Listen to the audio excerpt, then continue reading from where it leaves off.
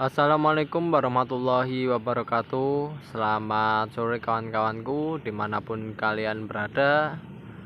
Yang jelas saya mengucapkan banyak terima kasih pada kawan-kawan yang sudah menyempatkan waktunya untuk menonton video kami.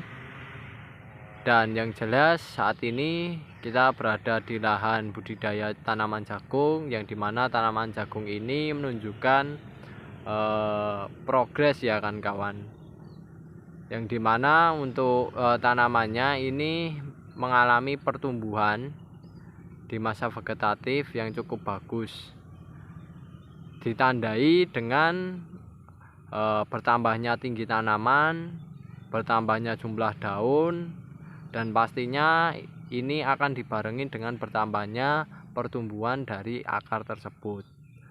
Dan tanaman jagung yang kita budidayakan ini kondisinya alhamdulillahnya dalam kondisi yang normal dan daunnya berwarna hijau kan kawan, yang menandakan tanaman ini dalam kondisi yang subur.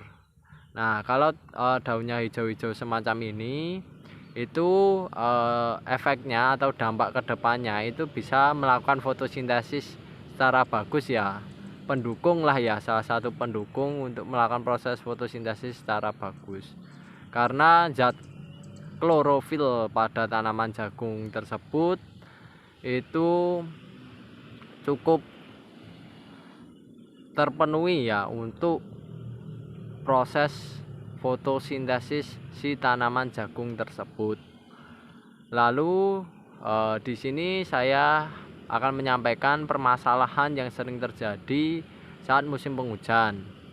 Salah satunya pada bagian perawatan, di mana dalam proses perawatan jagung itu kan meliputi dari ketersediaan air, lalu penyediaan air bagi tanaman, lalu juga pemupukan, dan yang jelas perawatan pengendalian hama dan penyakit pada tanaman jagung tersebut.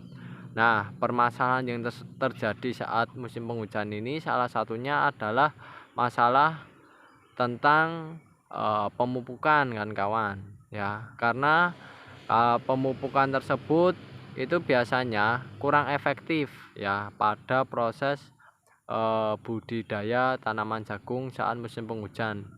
Dan ini juga berlaku tidak hanya di tanaman jagung, akan tapi untuk tanaman yang lainnya pun terkadang kayak gitu ya. Kalau kita pupuk hasilnya kadang kurang bagus ya saat musim penghujan. Nah, ini biasanya salah satu yang menjadi permasalahannya adalah teknik proses dalam pemupukannya, yang dimana dalam pemupukannya itu biasanya kawan-kawan memupuk dengan teknik atau cara yang modelnya dikocor. Nah, kan kawan pasti mengertilah ya teknik pengocoran ya, pemupukan dengan cara dikocor. Nah, itu kalau di musim penghujan semacam ini saya rasa kurang efektif. Karena apa? Karena dengan dikocor itu artinya pupuk tersebut dicairkan terlebih dahulu baru diberikan ke tanaman. Nah, memang tanaman tersebut menyerapnya dalam bentuk cair, akan tapi kalau musim penghujan kan berikan semacam itu, yang terjadi adalah biasanya konsentrasi dari pupuk tersebut itu akan jauh lebih sedikit, sehingga kebutuhan yang seharusnya bisa diserap katakanlah 100, itu hanya yang diserap cuma 30 ataupun 40%-nya saja. Nah, kurang lebih ya analoginya kurang lebih semacam itu kan kawan. Jadi saya saranin pada kawan-kawan kalau melakukan proses pemupukan itu dilakukan dengan cara ditabur. Ya, ditabur di antara tanaman-tanaman jagung. Dan penaburannya itu untuk jumlahnya disesuaikan dengan saran dari kemasan pupuk yang kawan-kawan gunakan. Semacam itu. Nanti kalau kawan-kawan penaburannya sesuai tersebut, insya Allah untuk pertumbuhan tanaman jagungnya akan bagus kan kawan. Tapi kalau kawan-kawan penaburannya melebihi dari dosis yang ditentukan, biasanya untuk tanamannya dampaknya adalah biasanya akan mengalami lanas ya, layu, dan akhirnya pada waktunya akan mati lah, semacam itu. Nah, jadi kawan-kawan taburlah sesuai dengan dosis yang ditentukan oleh di kemasan tersebut ya, ukurannya lah ya, ukurannya sesuai pada kemasan tersebut. Nah, lalu untuk teknik penaburannya itu, kalau untuk tanaman-tanaman yang ditanam di musim penghujan itu saya saranin ditaburkan di antara tanaman dan langsung ke bawah ya, penaburannya langsung dari bawah, jangan dari atas ditabur kayak menabur apa ya, kayak menabur padi itu.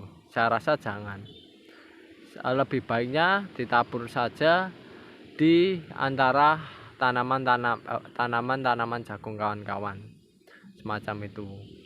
Jadi dengan penaburan semacam itu saya rasa jauh lebih aman ya, dibandingkan ditabur kayak menabur tanaman padi. Nah, mengapa demikian ya, kembali lagi, kalau kawan-kawan menabur semacam tanaman padi semacam itu, biasanya yang terkena nantinya pupuknya mengenai daun, dan ketika pupuk tersebut mengenai daun, biasanya konsentrasi antara zat kimia pada daun dan pupuk itu jauh lebih besar di pupuknya, sehingga yang ada di daun itu akan kalah ya, yang menjadikan tanaman itu menjadi lanas, biasanya ditandai dengan warna kekuningan, dan itu ya nanti dampaknya tanaman harus recovery lagi, memperbaiki jaringannya kembali, baru nanti bisa tumbuh normal lagi dan berkembang secara normal kembali, semacam itu. Nah ya saran saya adalah ditabur langsung ke lahan.